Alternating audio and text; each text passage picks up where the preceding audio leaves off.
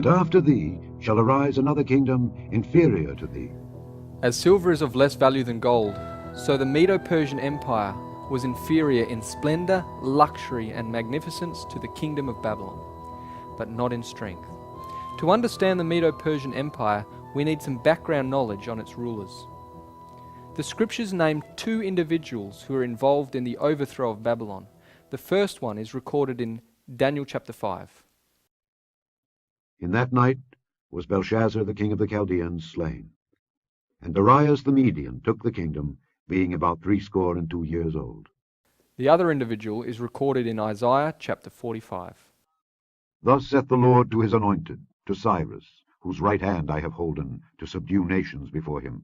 And I will loose the loins of kings, to open before him the two-leaved gates, and the gates shall not be shut. Darius was a Mede, and Cyrus was a Persian. The two arms of the image represented the alliance between Media and Persia. Cyrus was the son of Cambyses, king of Persia. His mother, Mandane, was the daughter of the Median king Astyages. When Astyages died, his son Cyaxares II, also known as Darius the Mede, took rulership over Media.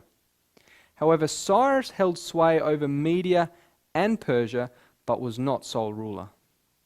After Cyrus had taken Babylon, history informs us that he gave authority to his aged uncle, Darius the Mede. The historian Medo says Darius the Mede, that is Cyaxares, the uncle of Cyrus, took the kingdom, for Cyrus allowed him the title of all his conquests as long as he lived. Although Darius was in his later years, he only ruled by permission of the real conqueror, Cyrus. And now when the march had brought them into Media, Cyrus turned aside to visit Cyaxares.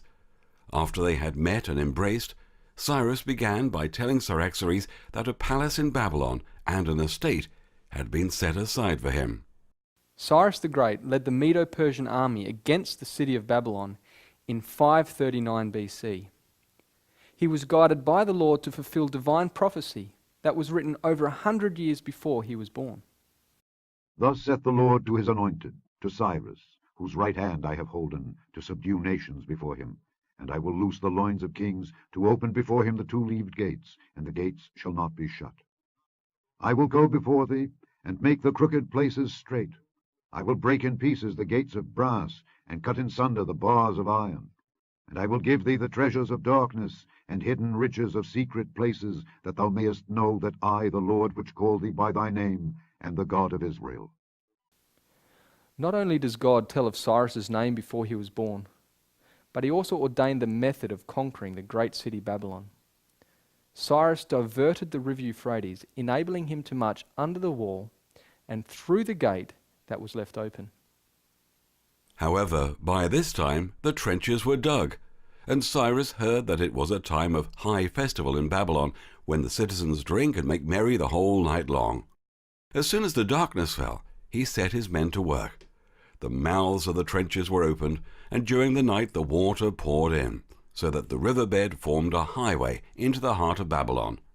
When the great stream had taken to its new channel, Cyrus ordered his Persian officers to bring up their thousands, horse and foot alike, the allies to follow in their old order.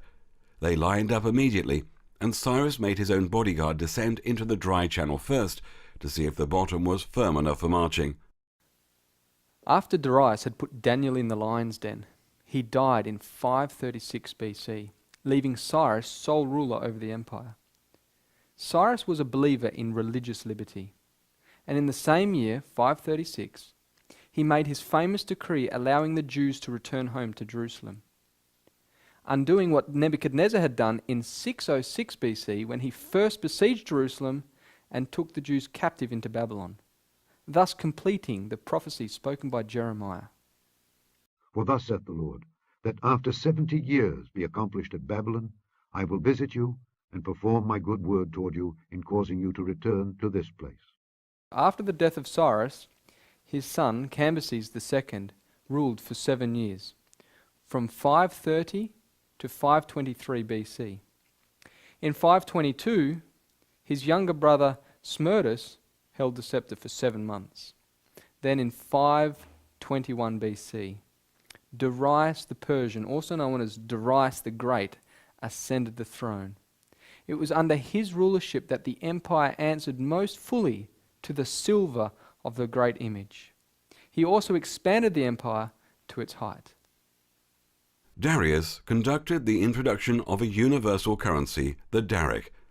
Darius applied the coinage system as a transnational currency to regulate trade and commerce throughout his empire. Early in his reign, Darius wanted to organize the loosely organized empire with a system of taxation. To do this, Darius created 20 provinces and specified fixed tributes that the satrapies were required to pay in daric.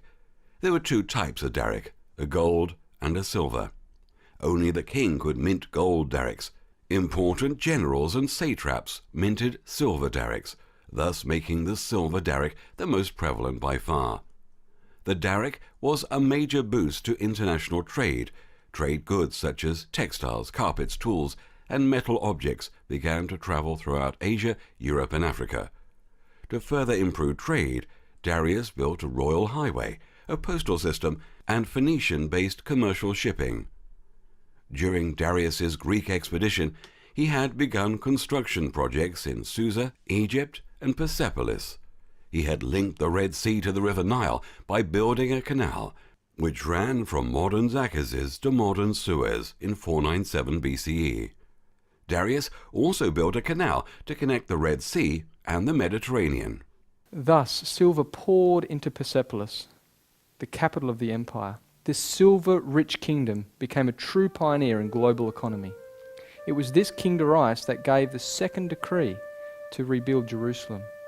After his death, Xerxes, the husband of Queen Esther, became extremely wealthy as a result of this inherited economy. Xerxes was succeeded by Artaxerxes, who gave the third decree to restore and rebuild Jerusalem in 457 BC. After his death, Medo Persia continued for another 93 years, ending with Darius III, who lost the kingdom to Alexander the Great in 331 BC.